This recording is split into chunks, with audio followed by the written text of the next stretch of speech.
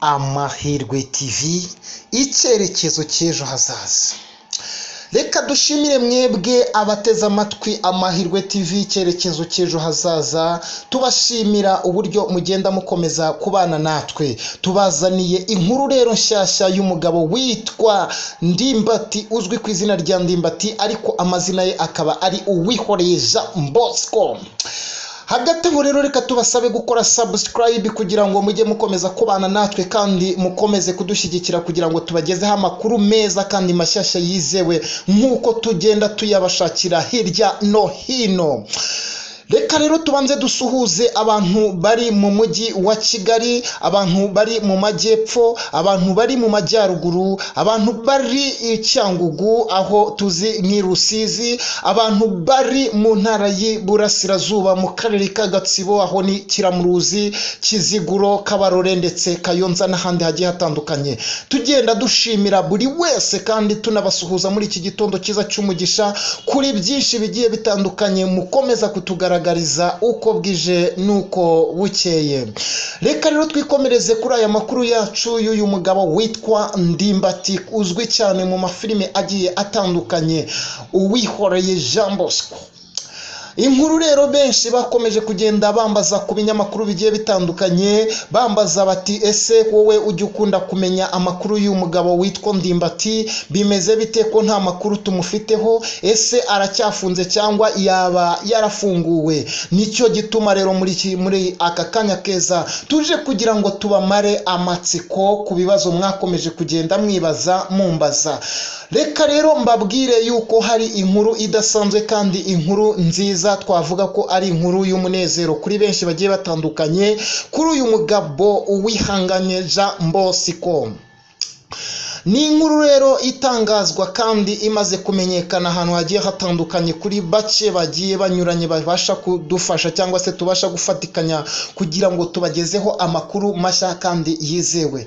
Uyu mugabo rero Uwihoreye Jean Bosco, uzwi ku izina rya Ndimbati, akaba yaramaze igihe kitari gitoya muri gereza, ariko aka kanya ubu ibyishimo bikaba ari byinshi mu miryango nk'uko mugenda mubireba muri iyi video turimo kugenda tubagaragariza, aho inshuti abavandimwe hirya no hino bari mu byishimo bidasanzwe, aho ubona abari mu mihanda bafite umunezero, aho ubona abantu barimo guserebura mu buryo bugiye butandukanye, aho ubona abantu bataherukaga kwishima barimo kwishima. Nta kindi rero kiri kubitera ni iyi nkuru y'umugabo witwa Uwihoreye Jean Bosco. Ni muri urwo rwego rero abakomeje kumbaza icyo kibazo, ndagira ngo mbatangarize yuko uyu mugabo witwa Uwihoreye Jean Bosco ubu ngubu yamaze gusohoka muri gereza, akaba ari hanze muri famiye hagiye hatandukanye nk'uko ibinyamakuru byinshi bikomeza kugenda bibibagaragariza.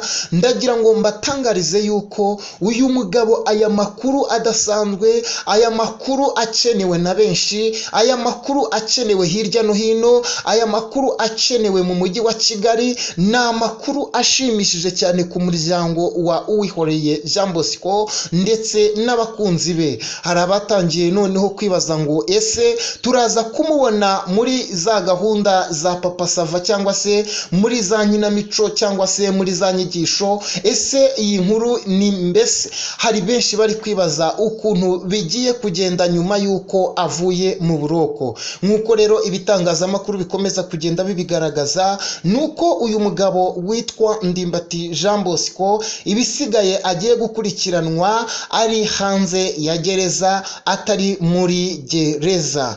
Niyo mpamvu rero dukomeza kugenda tubakurikiranira amakuru umunsi ku munsi, cyane cyane abakunze gukunda icyo bita Papa Sava, abakunze gukurikirana ibiganiro, bakunze gukurikirana udushya twinshi yagiye akora. Ndagira ngo rero abafite amatsiko yo kuvuga ngo ubuse arongera asubire muri Papa Sava, arongera se ubuzima busanzwe. Ibi ni ibintu bishoboka iyo umuntu asohotse hariya hantu, biba bishoboka ko ubuzima bukomeje mu minsi mike. Bishatse kuvuga ko hari byinshi muzagenda mukurikirana mumenya kuri uyu mugabo witwa Ndimbati muri Papa Sava. dukomeza kubana namwe rero tunabibutsa gukora subscribe kugira ngo uretse n'aya makuru mukomeze kugenda mufata andi makuru, kandi murabizi ko subscribe ari kimwe mu bintu bishyigikira umuntu ukugezaho amakuru, kandi subscribe ntabwo ari ibintu bigusaba imbaraga nyinshi, ntabwo ari ibintu bigusaba amafaranga, ntabwo mbese ubu tuvugana iyo ukoze hariya handitse subscribe mu nyuguti z'umutuku uba ubirangije, ugakora n'ahantu hari akazogera, ibyo byonyine nta kindi tubasaba, nta yindi nkunga y'amafaranga, nicyo ngicyo gusa. Dukomeza rero kubakurikiranira aya makuru y'uyu mugabo witwa Ndimbati, kuba bari bafite amatsiko yo kutubaza ese papa Sava Ndimbati abakinnyi abakunzi be bihagaze bite. Ntabwo rero ari bake babimbajije, ni benshi cyane. Ndizera ko amatsiko yanyu ashize. Umugabo witwa Ndimbati akaba uyu munsi amakuru hirya no hino hatandukanye arimo kugenda atangazwa yuko azajya kurikiranwa ariko ari hanze ya gereza. Nk'uko rero bamwe bari kugenda babyibaza ngo ese uyu mugabo yaba yagizwe umwere 100% ku buryo ashobora kuba ari umwe mu bagiye gutanga amakuru cyangwa se kuvuga inkuru ye ubwite. Ni muri urwo rwego rero mu minsi itari mikeya nimukomeza kandi cyane ko Imana ikomeje kudushyigikira, n'ayo makuru yose tuzakomeza tuyabakusanyirize, ndetse n'ibidadushobokera hari aho tuzabaha video yivugira imbona nkubone, mumwirebera, mumwiyumvira, mwumva ijwi rye, mwumva ibiganiro bye, mwumva byinshi, udushya twinshi. N'ubu aracyakomeje kugenda agaragaza udushya dutandukanye. Niyo mpamvu rero tubasaba kugira ngo mujye mukomeza kubana natwe, kugira ngo utwo dushya twose mujye mubasha kudukurikirana bitabagoye, mutibajije ibibazo byinshi, mudatekereje ibintu byinshi, ahubwo kuba muri kumwe natwe byonyine mukakira amakuru yose umunsi ku munsi.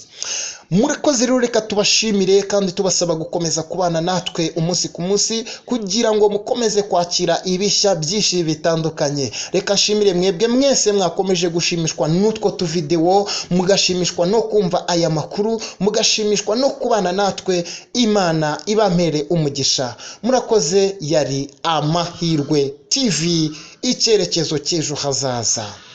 Asa.